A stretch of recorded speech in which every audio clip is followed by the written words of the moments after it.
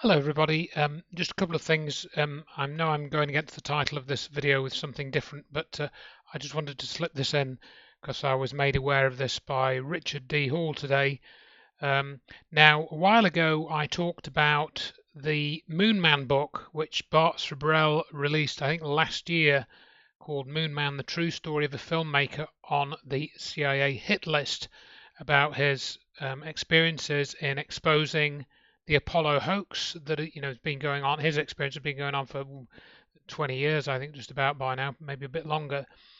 And in his book, he has this chapter in chapter 9, this segment where he says, "This original direct eyewitness of the Apollo deception, now deceased, was a chief of security at the United States military base where the staged Apollo 11 moon landing was secretly filmed. He was a first-hand eyewitness to the incredible events that I relate below. The year was 1968. Preparations for the first fake moon mission photography and filming that was to take place in the United States was underway, a full year in advance of broadcasting the falsified mission to the world. In order to have enough time to fully prepare and implement the contrived material, Lyndon Johnson, the US President at the time, was personally presiding over the first 3 days of filming of this sad misadventure. I was informed that this was set up inside two very large hangars that were coupled together to best simulate the fake landscape's enormity. The later missions likely used a similarly large professional film studio somewhere. This Air Force military police chief described many days, even weeks of preparation before filming was to take place.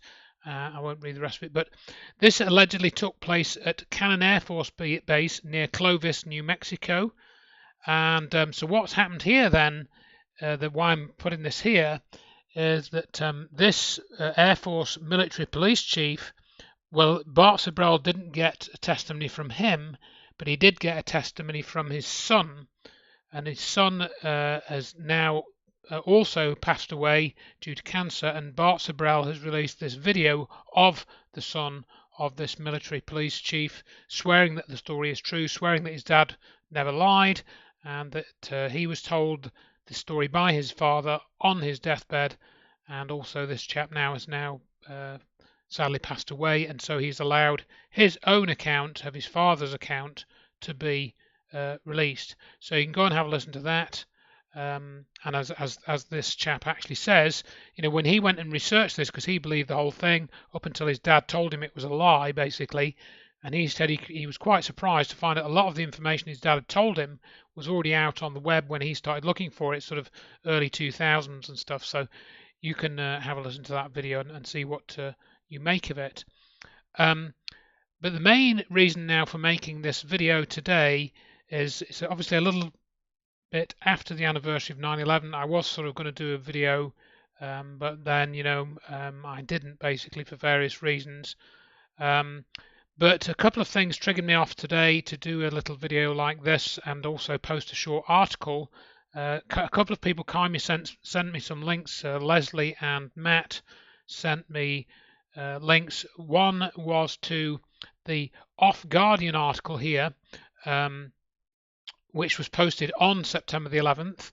Now, Off Guardian has been a very popular and well-visited site during the COVID scam. They posted a lot of good information about that, or apparently good information. And of course, what I'm going to say next is going to call some of this into question, perhaps.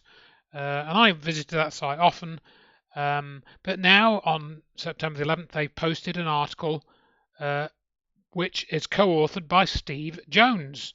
Now, he seems to have come out of woodwork again. And this is just the disinformation and, all the I'm assuming here, I haven't even read this, but I'm assuming here, I'm just going to search for this live now. There we are. Thermite and nanothermite is mentioned, of course, and all of this nonsense is included. Now, you might want to try and forgive Off Guardian, but I can tell you that somebody from Off Guardian, they contacted me, it must have been about a year ago, because they were going to do a book review of Where Did the Towers Go, and apparently at that time, as I recall, I haven't got a copy of the correspondence here, I think it's in my Facebook messaging somewhere. I did have a look for it, but I couldn't find it. I can't remember who it was that contacted me, but it was one of the editors, I think, and I'm not exactly sure whether that Facebook profile that contacted me has been deleted or what. But anyway, they contacted me about Where the Towers Go book. I could have sent them a copy. I think that was discussed, but they said, "Oh, I'll be happy to accept a copy when I can find someone to review it." They never replied, and of course now they've posted disinformation about 9/11. And due to conversations with another person who's also posted some stuff on off Guardian, we now have to call their motives into question, because they are clearly posting disinformation about 9/11. And of course they never contacted me, never made any follow-up contact. They just posted this disinformation, which of course is even more urgent now that more people understand what happened on 9/11, because of all this Charlie Boys globalist agenda with green energy and all this climate change nonsense, which of course the Dr. Judy Wood's research essentially neutralizes all of that and a whole lot else. So that's why I wanted to make this video, just as a reminder, really. Also, then a couple of other things. Another person, she sent me this latest posting by Jason Burmess. He is or was at one time associated with InfoWars and Alex Jones. I'm not sure whether he still is, and I haven't really bothered to check.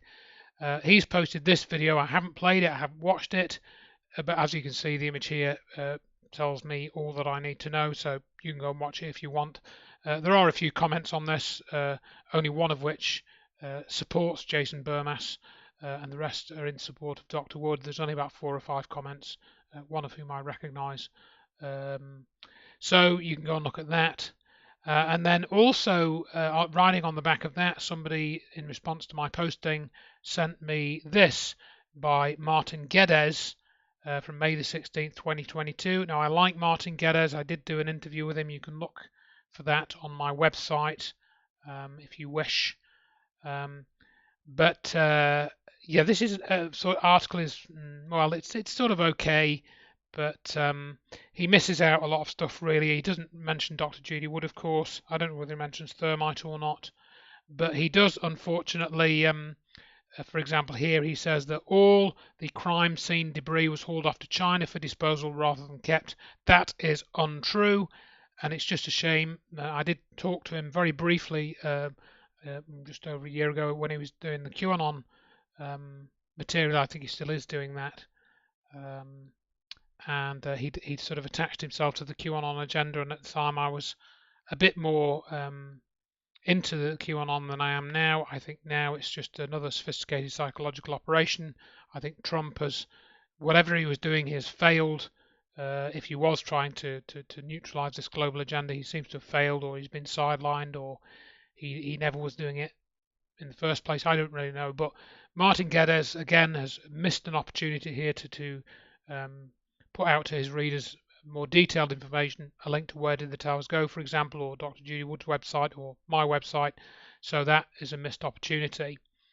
But I'm keeping this short for now. Thank you again for everyone for their support, to everyone for their support. I had some nice messages in response to the latest posting, 3 or 4. So I'm appreciative of those. And for now, at least, I wish you well. And if you do want to read my posting, a bit of a negative title, but that of course is how I felt, and you can please share any of this with anyone who you feel might be interested. So thank you very much.